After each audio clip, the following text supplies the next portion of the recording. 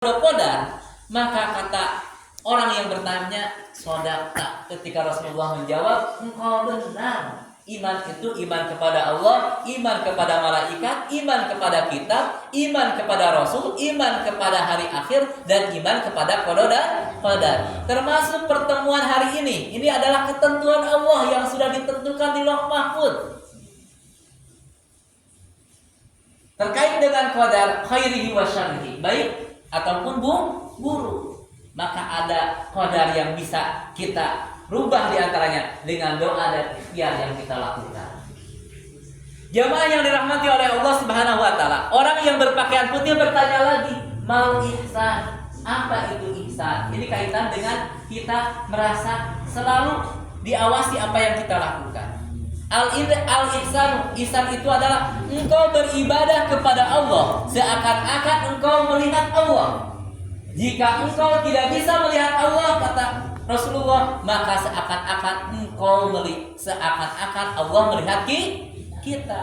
Kalau kita selalu merasa sudah diawasi oleh Allah, maka dalam gerak-gerik kehidupan kita akan punya rem.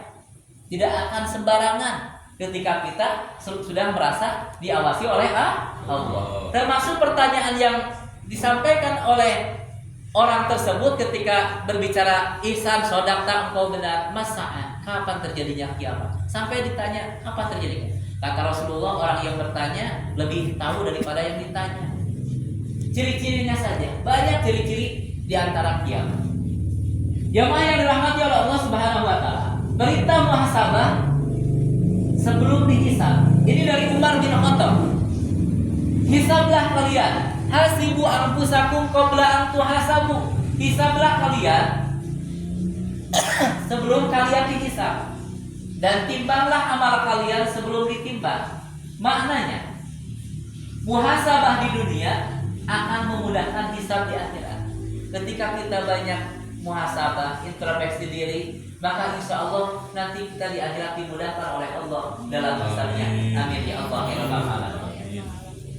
Jamaah yang dirahmati oleh Allah Subhanahu wa taala, masuk kepada orang yang cerdas adalah orang yang suka muhasabah. Dalam hadis Tirmidzi, al-qaisu man dana nafsahu wa 'amila lima ba'dal maut. Jadi orang yang cerdas itu adalah orang yang menghisab dirinya dan beramal untuk kehidupan setelah mati.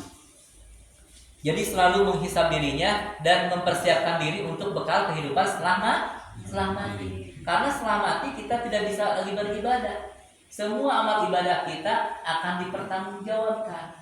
Ukuran kecerdasan dalam Islam adalah mampu mengevaluasi diri. Jamaah yang dirahmati oleh Allah Subhanahu wa taala,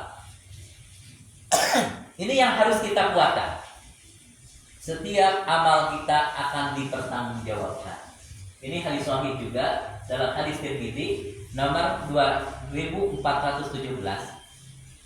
La tazalu qadama 'abdin yaumal qiyamah hatta yus'ala an umrihi fima afna wa an ilmihi madza 'amila bihi wa an malihi fima aina iktasaba wa fima anfaq wa an jismihi fima abla.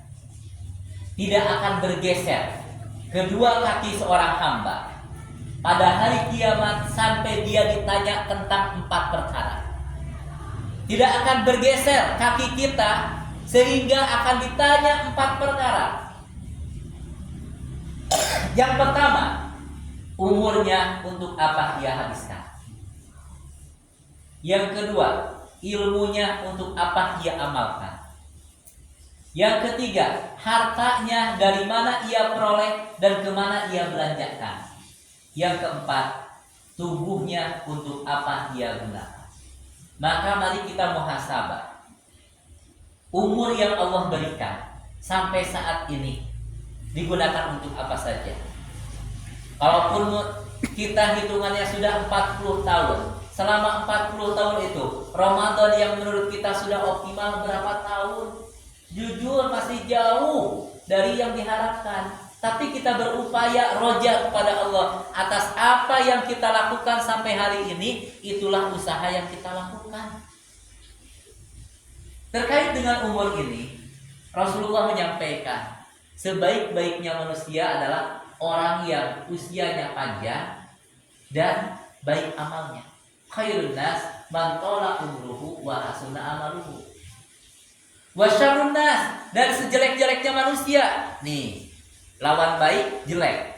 Sejelek-jeleknya manusia yang Allah beri usia panjang, man tala umruhu wa sa'a amaluhu. Namun jelek amal perbuatan.